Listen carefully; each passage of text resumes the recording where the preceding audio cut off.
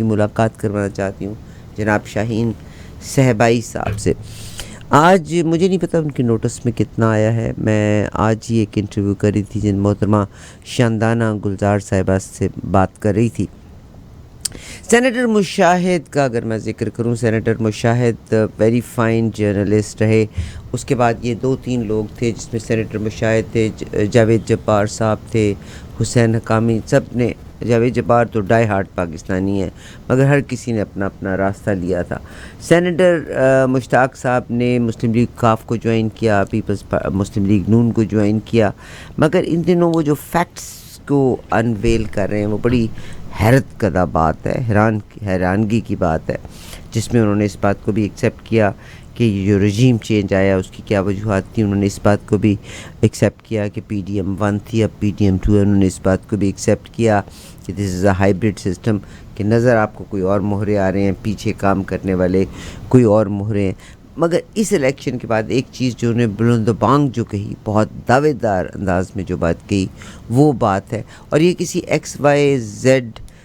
کے منہ سے نہیں آیا. جناب سینیٹر مشاہد حسین کی زبانی یہ الفاظ نکلے ہیں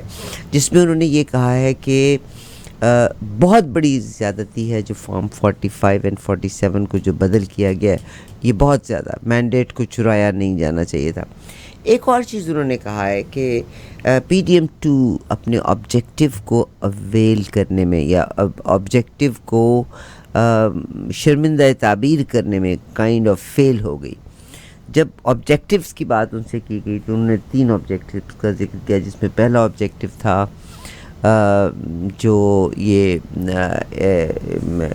آزاد جموں کشمیر. آپ کو پتہ ہی ہے کہ وہاں پہ ہمارے جموں کشمیر میں آرٹیکل 375 کو اریز کر دیا گیا ہے، اور آزاد جموں کشمیر کے بارے میں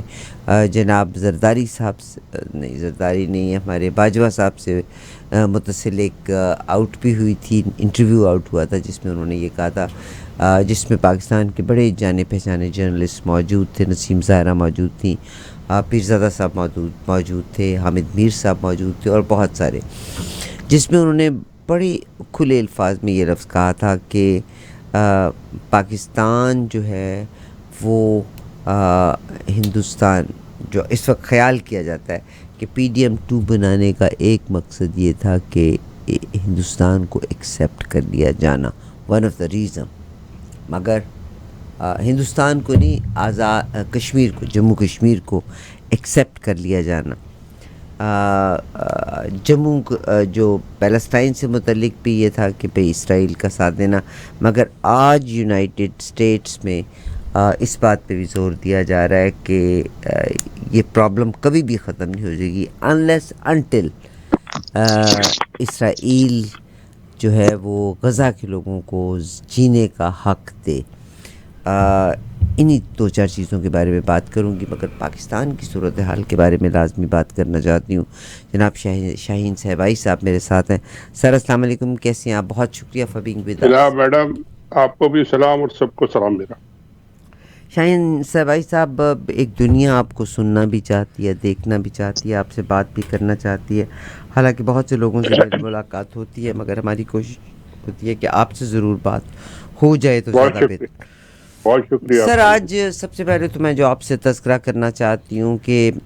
پی ٹی آئی کے رہنما حماد اظہر یعنی 9 مئی کے بعد چھپے ہوئے تھے، اور انہوں نے کہا کہ پارٹی نے عندیہ دیا ہے کہ جتنے لوگ چھپے ہوئے ہیں وہ ظاہر ہو جائیں. جب انہوں نے پریس کانفرنس کر رہے تھے، مگر انہوں نے کوئی بیان اسٹیبلشمنٹ کے حوالے سے نہیں پڑھ کے سنایا. جب یہ تقریر کر بھی رہے تھے یا بات بھی کر رہے تھے کہ انہوں نے کہا کہ مجھے پیغام موصول ہوا ہے پرائم منسٹر کا، ایکس پرائم منسٹر جناب عمران خان صاحب کا، کہ اب آپ جیل سے باہر نکل آئیں، دس از دا ٹائم ٹو ورک. انہوں نے کہا کہ مجھے کہا گیا تھا کہ تم پر تشدد ہوگا، روپوش ہو جاؤ. جب مجھے یہ کہا گیا تو میں چھپ گیا. جب انہوں نے کہا کہ تم نکل آؤ، اٹس ٹائم ٹو ورک، تو میں باہر نکل آیا. ٹیلی ویژن پر حماد اظہر صاحب کی موجودگی کی خبر سنتے ہی سنا ہے کہ وفاقی پولیس حرکت میں آ گئی اور پولیس اہلکار حماد اظہر کو گرفتار کرنے کے لیے پی ٹی آئی سیکریٹریٹ پر پہنچ گئے. اس کے بارے میں کچھ فرمائیں گے؟ نہیں، یہ میں نے بھی खबरें सुनी और टीवी पे देखी, कुछ व्लॉगर्स ने बाद में फिर अपने व्लॉग में भी बताया। असल में बात यह है कि खान साहब ने भी बहुत देर करी है और बहुत इंतजार किया है, और बहुत मेरा ख्याल है उन्होंने एक तरह से शराफत का इजहार किया है कि वो अपने लोगों को उन्होंने नहीं निकाला। और एस्टेब्लिशमेंट ने, आपने भी देखा हमने भी देखा, जबर कर करके आखिर इस हद तक वो आ गए कि सारी की सारी सोसाइटी, अब अवाम तो खैर है ही उनके खिलाफ, जजों को उन्होंने इतना तंग किया कि वो सारे जुडिशरी और सारे जज खड़े हो गए, वकील सारे खड़े हो गए, फिर मिसमैनेजमेंट इतनी की कि पूरे किसान खड़े हो गए। तो ये सब चारों तरफ से जब घेरा उन पे तंग हुआ, और फिर वो उनकी पॉलिसी जो है वो वही चल रही है, मारो मारो मारो, किसी को चुरा गर्दन काट दो, किसी को पकड़ लो, किसी को उठा लो। तो मेरा ख्याल है ये स्टेज तो आना था, और अदालतें जब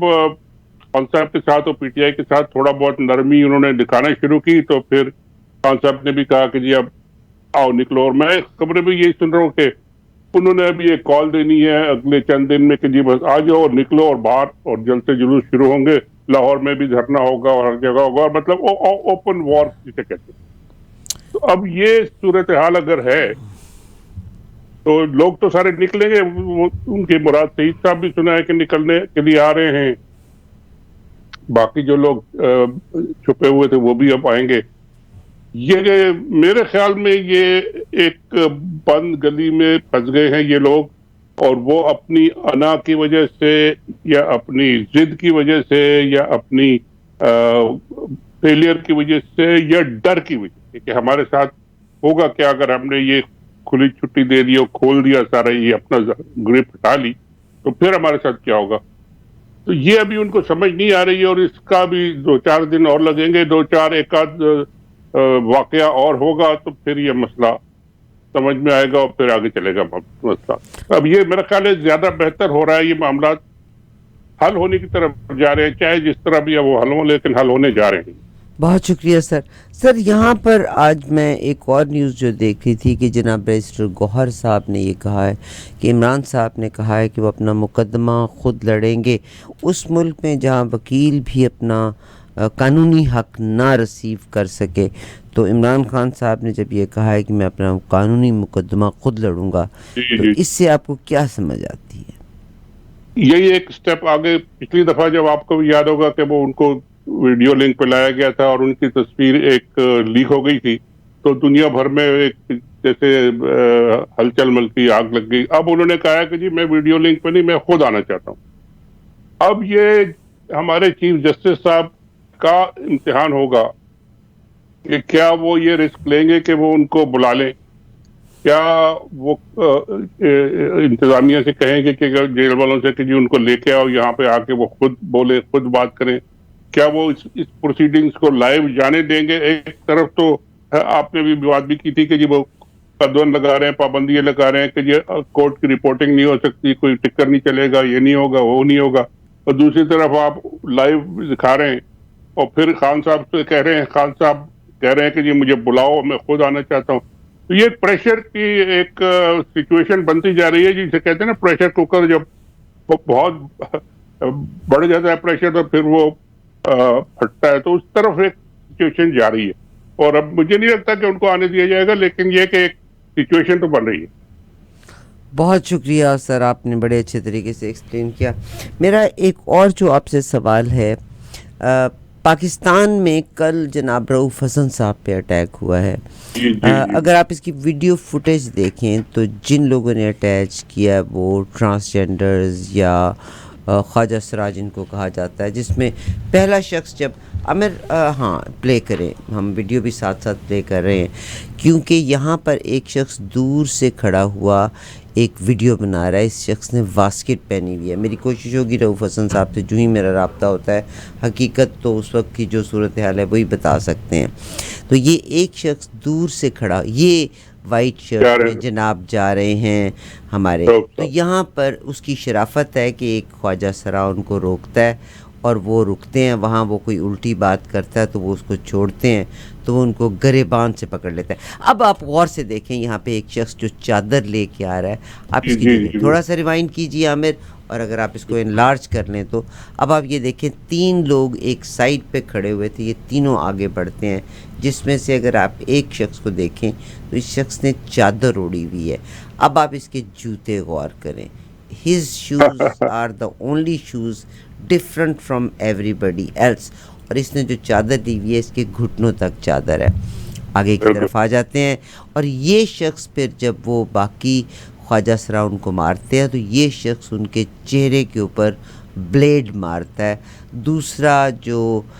خواجہ سرا ہے وہ پیچھے سے ان کے سر کے اوپر کچھ مارتا ہے۔ اس ویڈیو کو آپ اسی طرح اگر دیکھتے چلے جائیں، یہ مارنے کے بعد وہ لہو لہان ہو جاتے ہیں، شور بجتا ہے۔ اب یہ دیکھیے، یہ واسکٹ والا ایک شخص آتا ہے جس کے ہاتھ میں کیمرہ پکڑا ہوا ہے۔ اچھا، یہ پہلے ویڈیو بنا رہا ہے، اس ویڈیو کو بنانے کا مقصد یہ ہے ٹو پروو سمبڈی کہ یس، یہاں سے یہ زمین سے ایک چیز گری ہوئی اٹھاتا ہے اور یہ کسی اور طرف نہیں جاتا،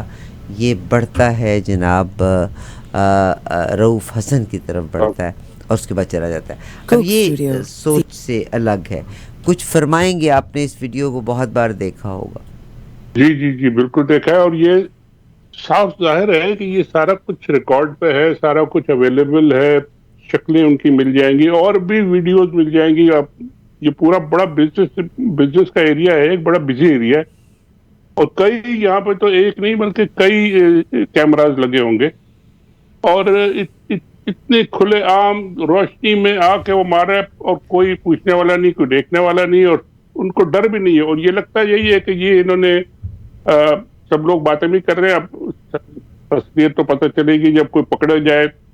مگر یہ کہ یہ خواجہ سرا نہیں ہے بلکہ یہ کوئی اور لوگ تھے، اور وہ جو بندہ جو ہے وہ تو بالکل فوجی بوٹ پہنے ہوئے جا رہا ہے، فوجی بوٹ پہنے میں اس نے، اس بالکل کے بوٹ اور اس کی پینٹس جو ہے نا، بے شک اس بالکل میں 2-3 لوگ، جو پہلا رکتا ہے اس سے صاف پتہ چلتا ہے کہ وہ ٹرانسجینڈر ہے، مگر باقی لوگ جو کس طرح سے رہا۔ سر، پاکستان کو اس وقت اگر ہم دیکھتے ہیں، آج سینیٹر مشاہد حسین کا میں نے ذاتی طور پہ وہ بیان ڈھونڈنے کی کوشش کی ہے جو مجھے نظر نہیں آیا، جس میں انہوں نے کہا ہے کہ PDM-2 بنانا، اسرائیل کو تسلیم کیا جانا ایک یہ آبجیکٹو تھا، ایک کشمیر کے حوالے سے آبجیکٹو تھا، تو اس کی کوئی حقیقت بتا سکتے ہیں؟ شاید آپ کی نظر سے ان کا بیان گزرا ہو۔ دیکھیے، یہ بہت کافی دن پہلے کی بات ہے یہ، اور انہوں نے بالکل یہ بیان دیا تھا، اور اس قسم کی میٹنگ باجوہ صاحب سے ہوئی بھی تھی، اور لوگوں نے بھی کنفرم بھی کیا جن جو میٹنگ میں تھے کہ انہوں نے یہ باتیں ہم سے کہی ہیں کہ جی اب اسرائیل سے ہماری لڑائی نہیں ہو سکتی، کشمیر سے ہماری لڑائی انڈیا کی نہیں ہو سکتی، اس کو ہم اب ہر چیز کو ہم سیٹل کرنا چاہتے ہیں، کشمیر کی انڈیا کے بارے میں، کشمیر کے بارے میں میڈیا پہ بھی آپ لوگ کرٹیسزم نہ کریں، تبصرہ زیادہ نہ کریں، کرٹیسائز نہ کریں، اور یہ سب چلنے دیں ایسے، کیونکہ ہمیں اب اپنا اندر کے معاملات ٹھیک کرنے، اور یہ کئی لوگ تھے وہاں پہ جس میں سے وہ گواہی بھی دیتے ہیں، حامد میر صاحب تو میرا خیال ہے تقریروں میں بھی کہہ چکے ہیں یہ۔ تو اب اگر یہ اندر کے حالات ان کے ہیں، اور اس کے بعد سے حالات کوئی بدلے نہیں ہے، حالات اور خراب ہی ہوئے، اتنے خراب ہوئے کہ آپ نے بھی دیکھا ہوگا، میں بھی حیران رہ گیا کہ ایک چھوٹا سا وہ سٹ ان تھا، دھرنا تھا، جو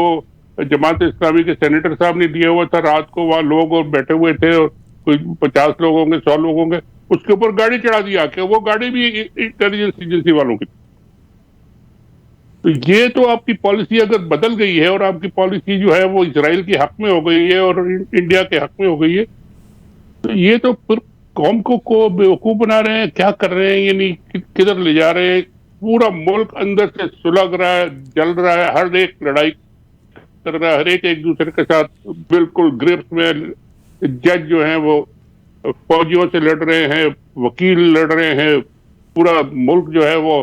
آگ میں ہے، یہ اپنی، اور میں نے تو یہ بھی سنا ہے کہ جو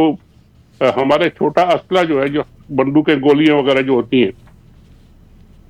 وہ بڑی تعداد میں ایکسپورٹ ہو رہی ہے، اور ہم ڈیمانڈ کر رہے ہیں، میں نے ایک دو جگہ اور بھی کہا کہ ہم ڈیمانڈ کر رہے ہیں کہ یہ بتایا جائے کہ یہ کہاں ایکسپورٹ ہو رہی ہے، وہ جا رہی ہیں تھرڈ پارٹیز کو، دبئی جا رہی ہیں یا کہاں جا رہی ہیں، وہاں سے پھر وہ اسرائیل جا رہی ہیں، سننے میں یہ ہے۔